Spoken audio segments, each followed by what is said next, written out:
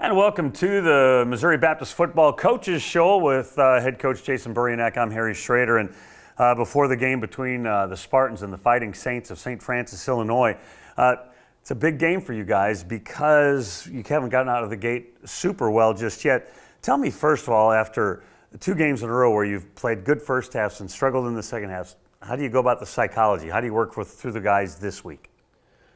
Just keep preaching our beliefs of what we keep talking about with effort and focus, and we talk about how we've got to take more focus into the second half.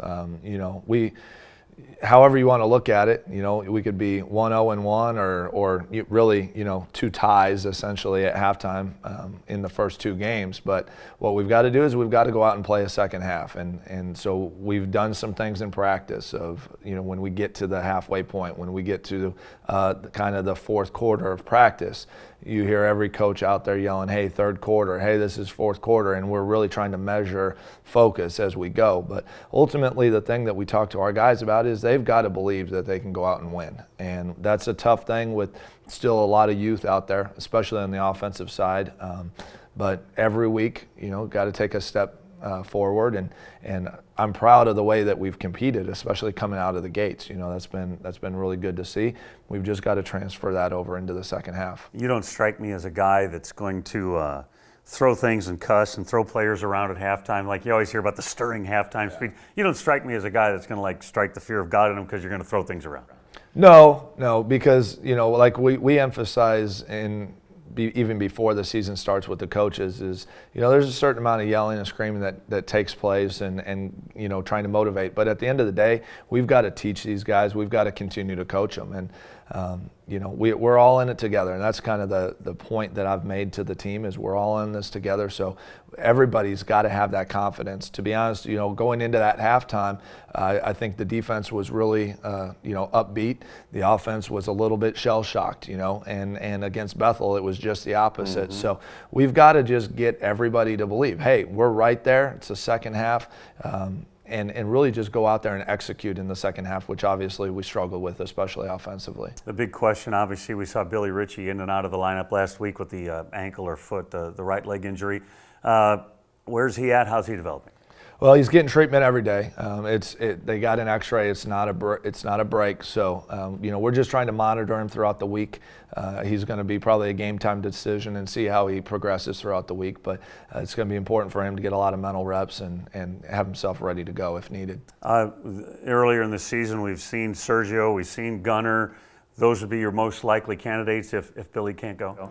Yeah, both those guys. We also have Jordan Norwine and Jacob Hunt there. So they have more experience than both of those other 2 guys. Right, they do. They've got game experience. Really it's just coming back to practice of competition for that second spot or third spot, whatever it is. So, Gunner got some time, and he admittedly came in on Monday and was like, I was really nervous and didn't play as well as I can. And that's what we're dealing with a lot of these young guys. So, Norwine and Hunt, they've got to go out and earn it this week, and same with Sergio and Gunner. So right now Sergio's been playing at a high level, so is Gunner, and those other guys, they're nipping at their heels. So there's not really a quarterback controversy, so to speak, but every day's a competition, whether it be at the quarterback or any other position as well. You talked about at halftime your defense was feeling pretty good about themselves, and they played a pretty good football game. I mean, they played 4 good quarters. You gave up 2 offensive touchdowns and really 3 when you factor in the fumble, and the other one, they played really well. Yeah, I was proud at how they responded, and that was a big challenge that we threw out to them, and we had a really good sit-down talk with all the defense and myself. Obviously, I work very closely with them, and I'd been on them really, really hard, and they were not necessarily responding to that. So we had a real kind of sit-down heart-to-heart with everybody, and I just told them, this is what I'm expecting out of them, and also admitted that, there's times where I've got to be a little bit easier and continue to coach them through some things, and I thought they responded really well. So I was very proud of the way they played. But we've got another challenge this week, and ultimately, I know some of those defensive guys were frustrated with the turnovers and stuff, and we just keep preaching that, like I said, we're all in this together. There was against Bethel, we didn't do our thing, and offense did, and what we've got to do is get all 3 phases of the game to click at one time, and when we do that, we're going to have a pretty darn good football team. Yeah, and frankly, your punting obviously has been really good, and your place kicker is just fine. running game so important. I mean, I know you guys are in the spread now and all that, but struggled moving the ball on the ground, and that's a big part of success for a football team. Yeah, absolutely. That really comes down to having three really freshman offensive linemen up front. Give a lot of credit to Siena Heights. They had some defensive linemen that were big and strong and physical and upperclassmen. And that's still, even though we're in year 3, that's still stuff that we're still fighting through. There's still a lot of youth out there. I think the guys that are out there, especially the young guys, are much more capable of anybody that we've had in the past. So we just got to keep developing them. I know even some of our guys that played in a very strong league out in California were kind of shell-shocked about, wow, okay, this is college football, and Siena Heights has a very good defense. When you look at our league's standings, they're near the top in almost every defensive category. So that's not, that's a very good football team that we played, so we've got to keep that in perspective. And also our quarterback has to do a better job with some of the reads. That's part of our offense is we're going to take what they're giving us. And when we're missing those reads, then we're running a bad play. Yeah, we're running a bad play. So it looks like we're calling the same play over and over. In terms of a run, yeah, maybe we are, but there's other things going on the perimeter, other things that he should be reading that we missed that would have totally changed the complexion of that game. And so that comes back to, making sure those guys, especially at the quarterback, are on pace with what we're asking them to do. Last week, the home fans, me included, were able to see in person for the first time Isaiah King, and he is a difference maker. Yeah, he's a special player. He's a real special player. We knew that coming out of high school.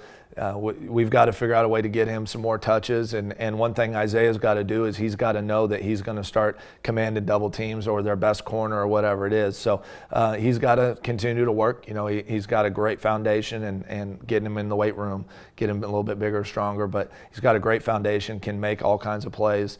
And so some of those things, again, coming back to some of those reads that missed, would have given him an opportunity to get the ball in his hands a little bit more than what we did on Saturday, and that's all part of our objective. But he'll be a really special player down the road. St. Francis comes to town. They're no longer nationally ranked, so now your schedule got easier.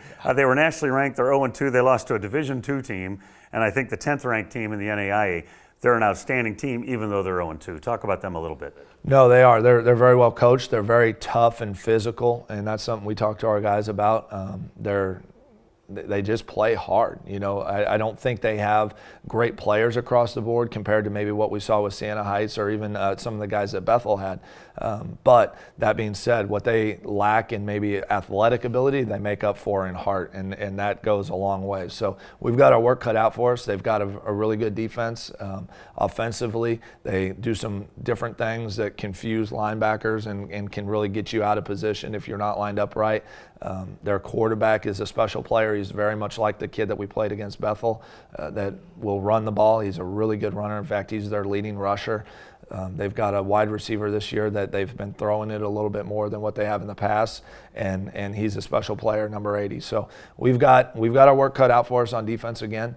And again, in the run game, it's going to be important that we stop the run. And we were looking at some stats, league stats. We are bottom of the conference in rush defense, and we're third in the conference in pass defense. And that can be looked at a couple ways. But obviously, the one thing we've got to do is when teams see that, they're going to make us stop the run. And we've got to do that and then continue playing at a high level when they want to air it out. Now, the quarterback's name is Butkus, so you'd expect him to be a running quarterback, wouldn't you? So they, on the defensive side, what are they going to do to try to slow you guys down? Just run around. They put guys in position where they kind of lull you to sleep in a way. They don't really disguise things a lot. They don't bring a lot of pressure, which is a positive for us. But what they do is they give you this illusion that there's only maybe 4 or 5 guys in the box, so to speak.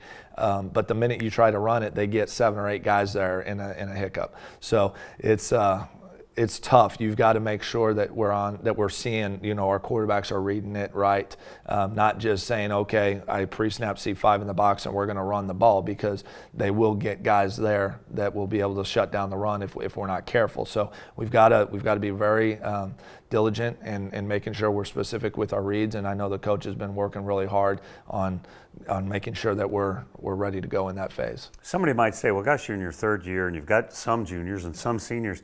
When I looked at that Siena Heights roster, half of their starters were redshirt sophomores and juniors. You guys just don't have that luxury. No, we're not there yet, and that's really something that I've thought long and hard about, and I've really talked to the team about. Even though we're making great strides, they still have to be patient. They still have to be buying into the process and our core beliefs and what all that means, because you look at last year, we started more freshmen last year than we did in year one, and obviously year one we played against 3 Division I teams and Division II teams. We weren't in a league, so it's really hard to really count that season, because we went out, it was just tough, all the way around, and that cost us some players and retention a little bit. But really, as we start moving forward, I think we're in a position where we can start building on some of that. But it's still a process. We're still a third-year program. I've been very proud, because I think that Bethel and Siena Heights, they're going to be very on the verge of receiving votes and being ranked in the top 25. Those are 2 pretty good teams we've played. Our schedule is very front-end loaded.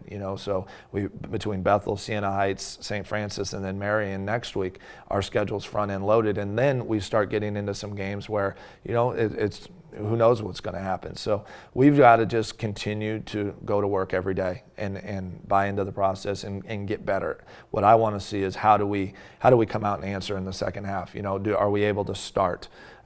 St. Francis is an interesting team. When you break them down by quarter, they've scored 7 points in the first and second quarter. They have yet to score in the third quarter, but they've put up 28 points in the fourth quarter in 2 games. So, that's something we've emphasized. This is a fourth quarter team. We're not so much. So how are we going to counter that? How are we going to respond to that? It's going to be interesting to see how they do, and that's part of coaching. We do everything we can to prepare, but ultimately it comes down to seeing if some 18, 19, 20-year-old kids can execute what we ask them to do. Spartans and the Fighting Saints from St. Francis. That's head coach Jason Burianek. Stay tuned. Football game coming your way. I'm Harry Schrader. You're watching the Missouri Baptist Football Coaches Show here on the Spartan Digital Network.